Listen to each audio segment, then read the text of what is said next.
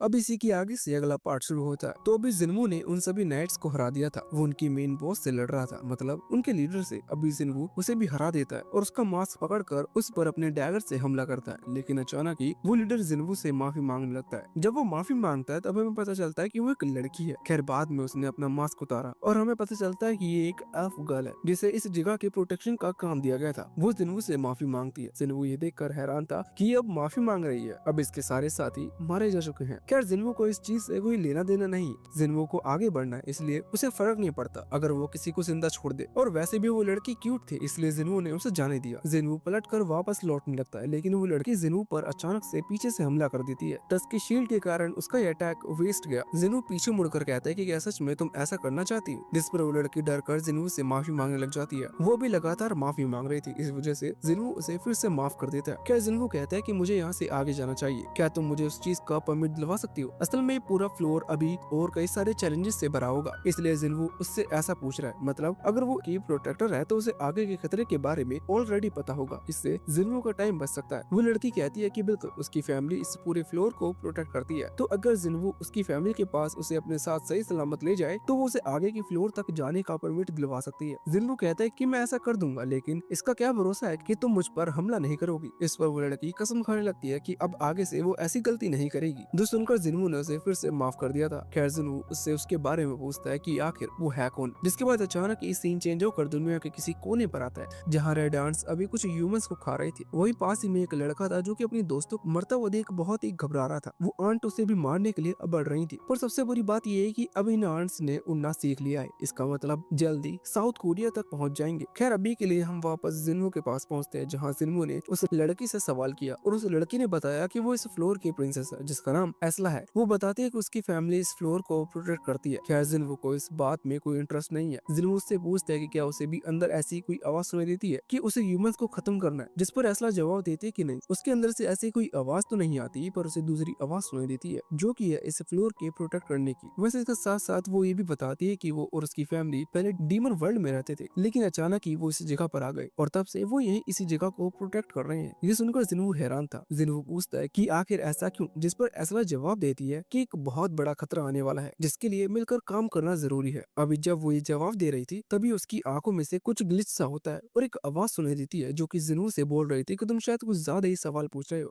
अचानक यहाँ एस्ला को चक्कर आ गए और वो नीचे गिर गई। खैर जिन्वू ने उसे पकड़ लिया था, पर वहाँ दूसरी तरफ हंटर्स उन रेड आंट्स मॉन्स्टर्स को नहीं पकड़ पाए। असल में ये चीज अब हंटर एसोसिएशन तक पहुंच चुकी है कि सभी रेड आंट्स अब उनमें लगे हैं। असल में इन्हें खबर मिली कि एक आइलैंड पर रेड आंट्स का हमला हुआ, जिस वजह से उन्होंने अपने 6 हंटर्स वहां भेजे जो कि अब लापता हैं। साथ ही साथ इन्हें खबर मिली है कि करीबन 264 सिविलियंस मारे जा चुके हैं। ये बहुत ही बड़ी बात थी और इससे ज्यादा बड़ी बात यह है कि जो जेजू आइलैंड है जहाँ पर इन्होंने पहली बार रेड आंट्स को देखा था, मतलब तब जब वो उड़ नहीं पाती थी, वहाँ से करीबन 150 किलोमीटर दूर के आइलैंड पर ये सब हुआ है। इसका मतलब उन्होंने बहुत जल्दी इतनी लंबी डिस्टेंस को कवर कर लिया, मतलब वो उड़ने लगे हैं। और अब ये बात भी साफ है कि साउथ कोरिया इस बड़े खतरे को अकेले हैंडल नहीं कर सकता। इस कारण से उन्हें दूसरी कंट्रीज से भी हेल्प मांगने की जरूरत है। खैर अचानक ये फिर से सीन चेंज होकर जिन्वू पर आता है जो कि एसल को लेकर उसके फैमिली कासल तक पहुंच चुका था। यहाँ आकर उसकी मुलाकात एसल के फादर से होती है जो कि जिन्वू को देखकर हैरान थे। वो एसल पर चिल्लाते हुए कहते हैं कि वो एक इस मॉन्स्टर को अपने साथ लेकर आई है।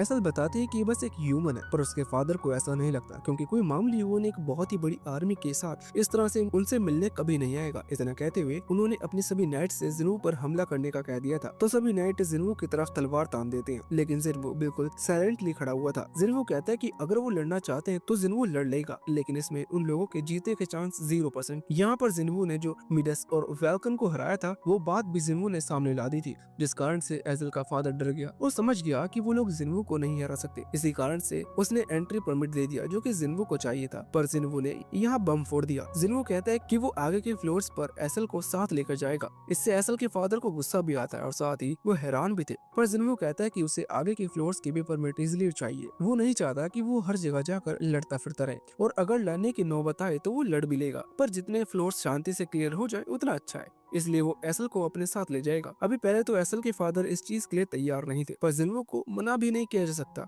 इसी कारण से उन्होंने हाँ कर दी। वैसे इस बीच हम देखते हैं कि एसल इस चीज से बहुत ही ज्यादा खुश है। खैर अगले सीन में वो अगले फ्लोर में पहुंच चुके थे, लेकिन वहाँ के जो नाइट सोल्जर्स थे वो थोड़े ज्यादा ताकतवर थे, इस वजह से उन्होंने हाथ मिलाने से मना कर दिया। खैर इस चीज से कोई फर्क नहीं पड़ता, क्योंकि जिन्वो और उसकी आर्मी ने उन सभी नाइट्स को खत्म कर दिया था और पूरा फ्लोर क्लियर कर लिया था। एसल को आगे की सारे फ्लोर्स की जानकारी है और उसे पता है कि आगे के फ्लोर्स के परमिट कहाँ मिलते हैं, इस वजह से जिन्वो का टाइम बचा और एसल उनके काम आई। वैसे एसल अभी जब सभी नाइट्स को इतनी खतरनाक बुरी तरह से मरता हुआ देखती है तो उसके मन में ये बात भी आती है कि अगर जिन्वो चाहता तो उसकी फैमिली को इजिली मार कर परमिट को लेता, पर उसने ऐसा नहीं किया। इसी वजह से वो जिन्वो से सवाल पूछती है कि आखिर उसने उसकी फैमिली को जिंदा क्यों छोड़ा, जिस पर जिन्वो बहुत ही अनएक्सपेक्टेड जवाब देते हुए कहता है क्योंकि उसे एसल पसंद आई। ये सुनकर एसल ब्लश करने लगती है, यहाँ तक कि उसने अपने दिमाग में जिन्वो के साथ फ्यूचर प्लानिंग भी करनी थी, लेकिन अचानक ही जिन्वो उसका दिल तोड़ते हुए कहता है कि वो यहाँ से जा सकती है। एसल कहती है कि क्या उसे उसकी जरूरत नहीं, जिस पर जिन्वो कहता है कि ऐसा कुछ भी नहीं है। जिन्वो को आगे के फ्लोर्स की जानकारी चाहिए थी जो कि एसल ने उसे दे दी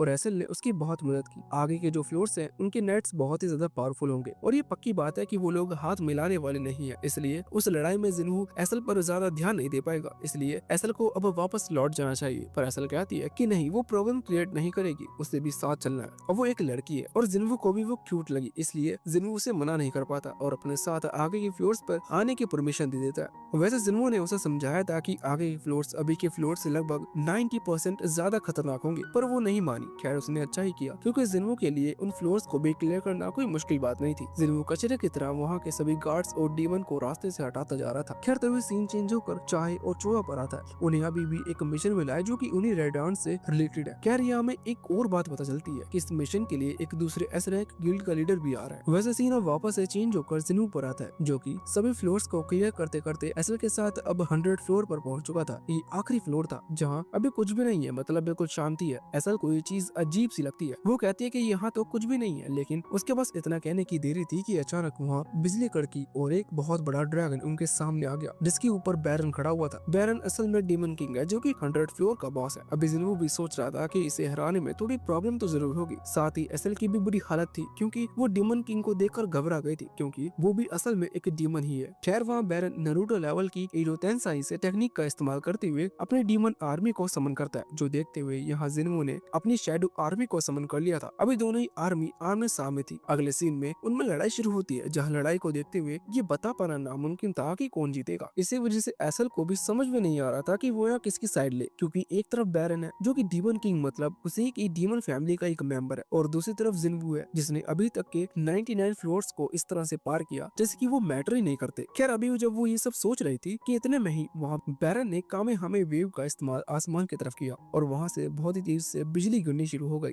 जो कि जिन्वो की शैडो आर्मी को धूल की तरह गायब कर रही थी। यही वेव अभी सीधा एसल की तरफ भी आती है। एसल वहाँ से हट नहीं सकती थी क्योंकि उसकी स्पीड इतनी नहीं है, पर जिन्वो ने बैटमैन की तरह वहाँ आकर उसे बचा लिया। वैसे जिन्वो ये चीज जरूर समझ चुका था कि अगर ये वेव उसकी शैडो आर्मी के किसी मेंबर को हिट करेगी तो वो गायब हो जाएगा, मतलब जिन्वो को उसे फिर से समन करने के लिए अपनी एनर्जी का इस्तेमाल करना पड़ेगा, और अगर वो वेव जिन्वो को टच करती है तो उससे जिन्वो पैरालाइज हो जाएगा, मतलब उसकी हार हो जाएगी। इस कारण से जिन्वो यहाँ पर फुल स्पीड में अभी बैरन के ड्रैगन पर हमला करने की कोशिश करता है, क्योंकि बैरन को हवा में उड़ पाने का एडवांटेज था। खैर जैसे ही जिन्वो ने उस ड्रैगन के पंख पर हमला किया तो बैरन ने उसके हमले को रोक लिया और जिन्वो को पीछे हटा दिया। साथ ही इसके बाद वो फिर से जिन्वो की तरफ वही वेव का इस्तेमाल करने लगा। जिन्वो अभी उसी वेव से बच रहा था, क्योंकि वो जानता है कि अगर वो वेव उसे टच कर गई तो प्लांट आर्मी भी उसे नहीं बचा पाएगी। खैर इतने में ही वहाँ टस्क ने एक बहुत ही खतरनाक अटैक कर दिया था। उसके पास ऑर्ब ऑफ एब्रिस है, जो कि उसकी फायर पावर को बढ़ाती है। इसी कारण से ये हमला बैरन के हमले से ज्यादा ताकतवर साबित हुआ।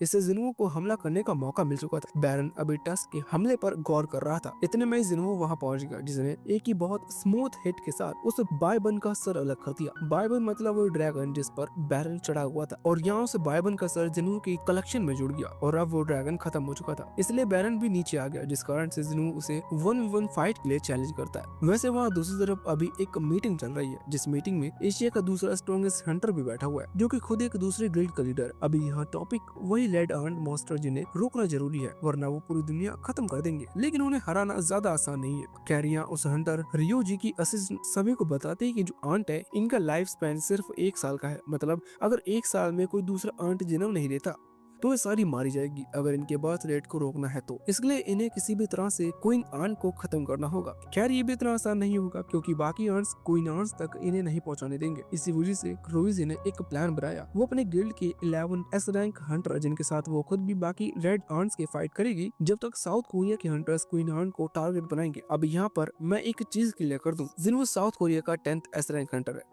तो यहाँ जिन्हों साउथ कोरिया का हंटर है, मतलब बाकी दुनिया में और दूसरे एस रैंक हंटर्स है। जिस तरह से एशिया के दूसरे गिल्ड के 11 एस रैंक हंटर्स आ रहे हैं वैसे साउथ कोरिया की तरफ से जो जाएंगे वो अलग हंटर्स होंगे। ये बात मैंने बस इसलिए बताई क्योंकि पहले मुझे भी थोड़ा सा डाउट था। मतलब अभी तक हमें पता था कि सिर्फ 10 एस रैंक हंटर्स है लेकिन वो असल में साउथ कोरिया के ही थे। खैर अभी के लिए रोइजी ने जैसे ये पूरा प्लान बताया तो सभी लोग ये सुनकर हैरान हो गए। खुद गनी इस चीज से बहुत ही ज्यादा हैरान थे, पर पूरी ह्यूमैनिटी को बचाना है तो उन्हें इतना रिस्क तो लेना ही होगा। वैसे वहाँ डेमन कासल में अभी जिन्हू वर्सेस बैरन की फाइट चल रही थी, जहाँ जिन्हू ने वैसे तो 1v1 फाइट कहा था लेकिन वो इग्रिस, आयरन टस्क और टैंक सबकी हेल्प ले रहा था। अभी 5v1 की फाइट थी। साथ ही जिन्हू की शैडो आर्मी अभी बैरन की दूसरी डीमन आर्मी से फाइट कर रही है। वैसे 5 लोग बैरन पर हमला कर रहे थे तो बैरन के लिए लड़ना मुश्किल था, लेकिन फिर भी वो उन सभी को संभाले हुए था। अचानक ही बैरन ने अपनी माइटी एनर्जी को रिलीज किया जिसके कारण से जिन्हू की सारी शैडो आर्मी गायब हो गई। मतलब अब वहाँ सिर्फ जिन्हू बचा हुआ था जिसके पास और इतनी एनर्जी नहीं कि वो अपने सबोर्डिनेट्स को फिर से समन कर सके। खैर अभी ये फाइट सच में 1v1 की होने वाली थी। वैसे जिन्हों ने अभी तक जितनी भी लेवल अप किया है वो खुद से ही किया है, इसलिए वो खुद ही आगे बढ़ जाता है वैरन से 1v1 फाइट के लिए। पर कुछ ही देर की लड़ाई में वो ये चीज समझ चुका था कि आज वो सच में खुद से ज्यादा ताकतवर अपोनेंट से लड़ रहा है, और ये चीज वो तब समझता है जब उसकी अच्छी खासी पिटाई हुई थी, क्योंकि बैरन को हराना इतना ज्यादा आसान नहीं था। वैसे बैरन ने जिन्हू को नीचे पटका लेकिन जिन्हू ने सही वक्त पर उसके हाथों को पकड़ लिया। यहाँ पर जिन्हू एक बहुत ही खतरनाक अटैक कर रहा था जिसका धमाका खुद जिन्हू को भी बहुत ही खतरनाक इफेक्ट पहुंचाता है। पर इतने में ही वहाँ एस्ला ने अपनी तलवार फेंकी जिससे वैसे तो बैरन को बिल्कुल भी डैमेज नहीं पहुंचा, पर वो हल्का सा एक सेकंड के लिए डिस्ट्रैक्ट हो चुका था और यही टाइम जिन्हू को मिला बैरन को रोकने के लिए। जिन्हू ने हमला करते हुए उसके दोनों हाथों को काट दिया। अभी बैरन यहाँ कुछ भी समझ पाता या फिर रिएक्ट कर पाता, इतने में ही जिन्हू ने मेटेरियल पंच का इस्तेमाल करते हुए उसके सर को हिट किया जिसके कारण बैरन का सर उसकी बॉडी से अलग होकर सीधा हवा में फिक गया। या बैरन के मरते ही उसकी वो डीमन आर्मी पूरी तरह से गायब हो गई क्योंकि वो सारे डीमन आर्मी उसकी एनर्जी से बने थे। जिन्हू को सिस्टम से मैसेज आया कि जिन्हू ने बैरन को हरा दिया। वैसे यहाँ पर एस्ला अभी जिन्हू की तरफ भगते हुए आ रही थी। वो इस चीज से बहुत ही ज्यादा खुश है कि जिन्हू ठीक है, यहाँ तक कि उसकी आंखों में आंसू थे। मतलब वो एक ही एपिसोड में जिन्हू को बहुत ज्यादा लाइक करने लगी। वैसे जिन्हू उसे वही रुकने का कहता है और बोलता है कि तुम्हें जाकर अपने फादर से कह देना चाहिए कि अब उनका क्लैन इस पूरे डेमोनिक वर्ल्ड में सबसे बड़ा क्लैन है। ये सुनकर अभी एस्ला हंस रही थी क्योंकि पहली चीज तो जिन्हू ने उनकी क्लैन का नाम गलत लिया था और दूसरी चीज ये है कि जिन्होंने बाकी सारे क्लैन खत्म ही कर दिए हैं तो ऑब्वियस सी बात है कि उनका क्लैन सबसे स्ट्रॉन्ग माना जाएगा। वैसे एक और बात मेरे मन में आई,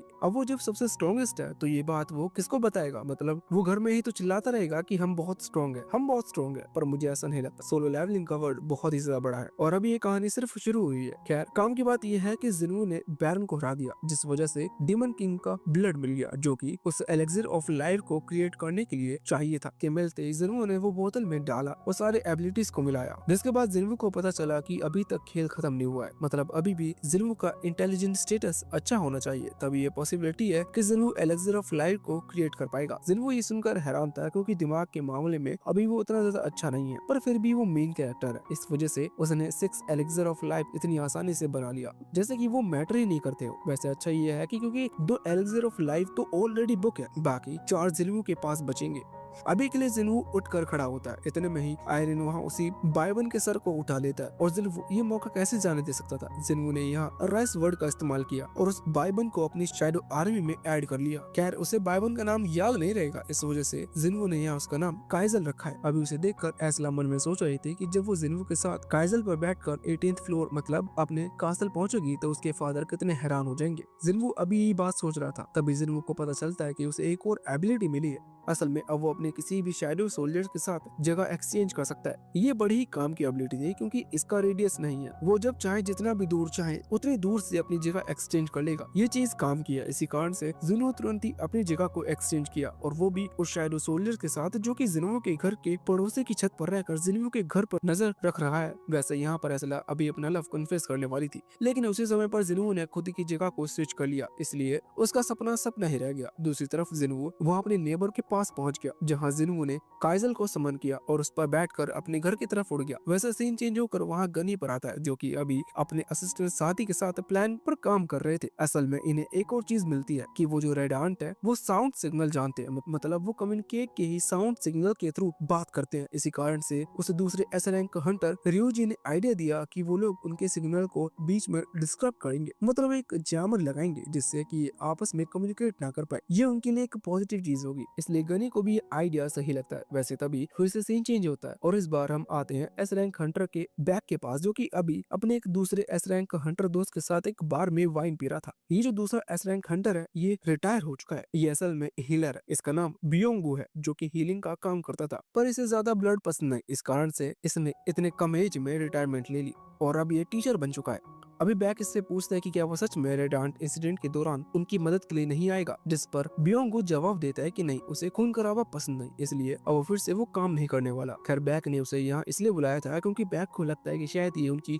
आखिरी मुलाकात है। इसी वजह से वो उसे गुड बाय कहना चाहता था कि अभी आखिर में बैक ने पूछ लिया कि क्या वो उनकी मदद नहीं करेगा, तो इस पर बियोंगू ने जवाब दिया कि नहीं, जो सुनकर बैक कहने लगा कि तुम बस अपने टैलेंट को वेस्ट कर रहे हो। पर यहाँ बैक उसे फोर्स नहीं करता क्योंकि उसकी चॉइस है। वैसे दूसरी तरफ वहाँ जिन्हों सीधा हॉस्पिटल पहुंच चुका था। वो तब घर लौटा नहीं बल्कि वो सीधा हॉस्टल की तरफ गया, जहां वो अपनी मदर के कमरे में पहुंचता है। अभी जिन्हों के हाथ में वही एलेक्सर ऑफ लाइफ था, लेकिन उसके दिमाग में कई सारे सवाल थे। वो सोच रहा था कि क्या सच में काम करेगा या नहीं, इससे मेरी मदर ठीक होगी या नहीं, पर उसे सिस्टम पर भरोसा करना होगा क्योंकि सिस्टम की वजह से ही आज वो यहाँ पर है और वैसे भी उसके पास कोई दूसरा चारा नहीं है। वो उस एलेक्सर ऑफ लाइफ को अपनी मदर को पिला देता है। अचानक ही वो नोटिस करता है कि उसकी मदर की जो झुर्रियां थी, मतलब एज बढ़ने से जो फेस पर रिंकल्स आए थे, वो वापस लौटने लगे। ऐसा लग रहा था जैसे उसकी मॉम की एज कम होते जा रही है। जिन्हों ये सब देखकर हैरान था। अचानक ही सुबह होना शुरू हो जाती है और उसकी मदर के फेस पर रोशनी पड़ती है। इधर जिन्हों अभी आंखें बंद कर प्रे कर रहा था कि उसकी मदर ठीक हो जाए। कितने में ही उसकी मदर ठीक होकर उठ जाती है। जिन्हों उन्हें देखकर बहुत ज्यादा खुश था। वो अभी इतना ज्यादा खुश था कि उसके मुंह से कुछ शब्द ही नहीं निकल रहे थे। खैर उसकी मदर पूछती है कि वो कितने टाइम से सो रही है, जिस पर जिन्हों जवाब देता है कि 4 साल से। ये सुनकर उसकी मदर कहने लगती है कि फिर तो तुमने बहुत कुछ झेला होगा। ऐसा कहने के साथ साथ अभी वो तारीफ भी कर रही थी क्योंकि जिन्हों ने अपने प्रॉमिस को पूरा किया। जिन्हों को अपनी बहन का ख्याल रखना था। खैर वो जानती है कि जिन्हों ने ऐसा जरूर किया। अभी जिन्हों अपनी मदर को ठीक होता देख मुंह से तो कुछ बोल नहीं पा रहा था, पर उसकी आंखें सब कुछ बोल दे रही थी, यही कि वो कितना ज्यादा खुश है। वैसे जब ये बात डॉक्टर को पता चलती है तो उसकी दुनिया हिल जाती है क्योंकि ये बहुत ही ज्यादा बड़ी बात थी। अभी तक हम हंटर्स के लिए साउथ कोरिया वर्ड का इस्तेमाल करते थे, पर अभी तक पूरी दुनिया में इस बीमारी से कोई भी पेशेंट ठीक नहीं हुआ था। सभी ने अपनी जान गंवाई थी। जिन्हों की मदर पहली वो पेशेंट है जो कि इस बीमारी के बाद ठीक हुई है, इसलिए डॉक्टर हैरान है और उसे अभी भी यकीन नहीं हो रहा। वैसे जिन्हों अपनी बहन को भी यहाँ बुला कर आता है। जीना अभी अपनी मदर को देखकर बहुत ज्यादा खुश थी और वो भी आंसू से ही बात कर रही थी। वैसे कुछ भी कहो, जिन्हों खुद भी बहुत ज्यादा प्राउड महसूस कर रहा था। दूसरी तरफ वहाँ गनी ने मीडिया के सामने ये चीज अनाउंस कर दी थी कि वो लोग उन रेड आंट मॉन्स्टर से लड़ने जा रहे हैं। उन्होंने ये बात भी अब सामने ला दी क्योंकि अब ये सीरियस थ्रेट बन चुका है और वैसे भी मीडिया को ये सारी खबर मिलना शुरू हो चुकी थी। साथ ही गनी बताते हैं कि जापान से अभी 10 एस रैंक हंटर्स आ रहे हैं। वैसे ये नंबर 11 का है क्योंकि रुईजी असल में बाकी 10 एस रैंक हंटर को ले जा रहा है और वो भी खुद भी एक एस रैंक हंटर है। अभी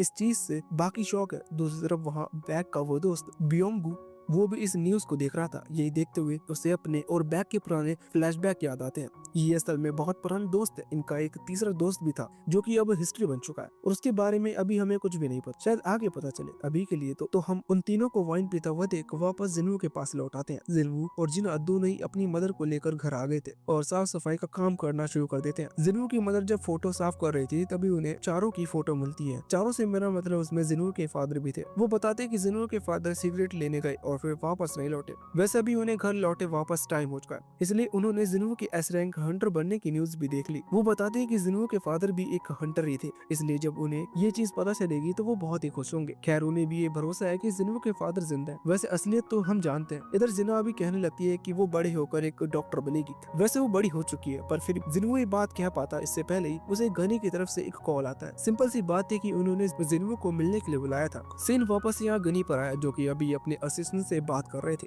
असिस्टेंट उनसे पूछता है कि आखिर अमेरिका का सबसे strongest Hunter Thomas Andre south Africa में क्या कर रहा है। वो दोनों ही अभी यही सोच रहे थे कि क्या थॉमस एंड्रे यहाँ पर रेड आर्ट से लड़ने के लिए मदद करेगा या बस वेकेशन बनाने के लिए साउथ कोरिया आया है। खैर वो इस बात को आगे कंटिन्यू कर पाए इससे पहले ही जिनू वहाँ आ गया और गनी ने उसे सारी बात बताई। आज से 4 दिन बाद वो यहाँ से निकलने वाले हैं उन रेड आर्ट्स को हराने के लिए, जिसके लिए अगर जिनू चलना चाहे तो वो भी चल सकता है। अभी जिनू सोच रहा था कि ये एक अच्छा मौका हो सकता है लेवल अप करने का, क्योंकि उसे वहाँ बहुत सारे अपोनेंट मिल जाएंगे। लेकिन उसकी मदर अभी अभी ठीक हुई है, इसलिए वो उनके साथ थोड़ा टाइम स्पेंड करना चाहता है। इसी कारण से अभी वो मना करने वाला था, पर वो मना करे इससे पहले अचानक से उसे बहुत ही पावरफुल एनर्जी महसूस होती है। गनी ये देखकर हैरान थे कि जिनवो ने ये एनर्जी कितनी दूर से महसूस कर ली, लेकिन अब उसने ये महसूस कर ही ली है तो वो उसे उस जगह लेकर जरूर जाएंगे। वो जिनवो को लेकर उस जगह ले आते हैं जहाँ पर बैक और एक जूडो हंटर फाइट कर रहे थे। असल में एनर्जी उन्हीं की लड़ाई की थी और बैक के पूरे बाल व्हाइट थे क्योंकि वो अपने सेकंड फॉर्म में है और इसी वजह से उसके गिल्ड को व्हाइट टाइगर गिल्ड कहा जाता है, क्योंकि अभी वो व्हाइट टाइगर की तरह दिख रहा था। वैसे वो जो दूसरा जूडो वाला हंटर है उसका नाम डोंग बुक है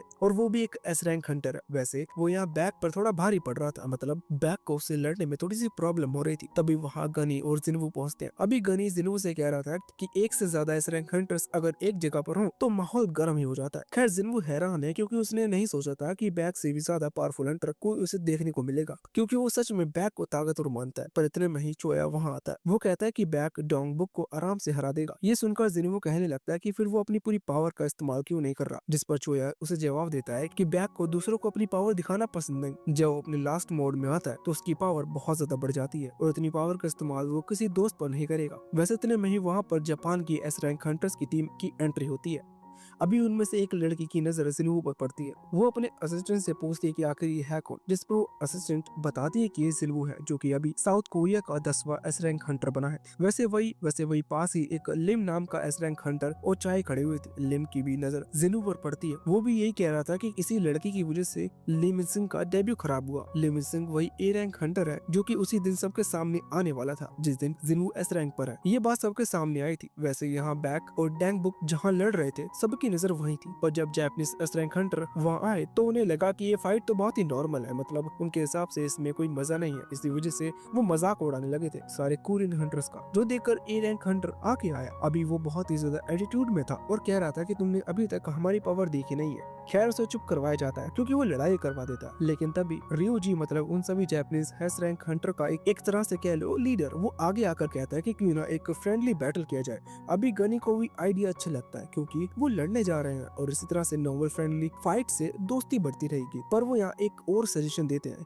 कि वो मेट्स और नॉन कॉम्बैटेंट्स मतलब जो लड़ नहीं सकते या हीलिंग टाइप हंटर्स हैं, उन्हें इस लड़ाई में हिस्सा नहीं लेना चाहिए। इससे बाकियों को कोई प्रॉब्लम नहीं थी, पर जब उन्होंने वो मेज वर्ड कहा तो इससे ये बात क्लियर हो गई कि जिनवू अभी इस फाइट में हिस्सा नहीं ले रहा है। हालांकि मुझे लगता है कि शायद वो भी हिस्सा जरूर लेगा, लेकिन अभी के लिए वो बाहर है। वैसे अब फाइट शुरू होने ही थी तो बैक रूल्स बता देता है, अगर कोई विस्प लॉक हो जाता है तो वो हार जाएगा, या फिर किसी के बैक पर अगर कोई दूसरा बंदा हिट कर दे तो वो हार जाएगा। और तीसरी नेम ये रहेगा कि अगर पैर के अलावा आदमी जमीन पर हाथ भी टिका देता है तो वो भी हारा हुआ माना जाएगा। साथ ही बैक यहाँ एक और सजेशन देते हुए कहता है कि ये एक फाइट इंडिविजुअल वाली होने वाली है। वो ये फाइट इंडिविजुअल वाली नहीं होगी, वो 4v4 की फाइट करेंगे, क्योंकि उस चार्ल्स वाली टाइम पर उनकी फाइट किसी एक हंटर से नहीं होगी। उन्हें कई सारे मॉन्स्टर को एक साथ हैंडल करना होगा, इसलिए अभी के हिसाब से ये टीम बैटल बहुत ज्यादा अच्छा रह सकता है। वैसे अब टाइम आ जाता है जहाँ साउथ कोरिया की टीम में चाहे वो होमलेस जैसा दिखने वाला एस रैंक हंटर और लिम और साथ ही डैंग बुक और बैक के चारों थे।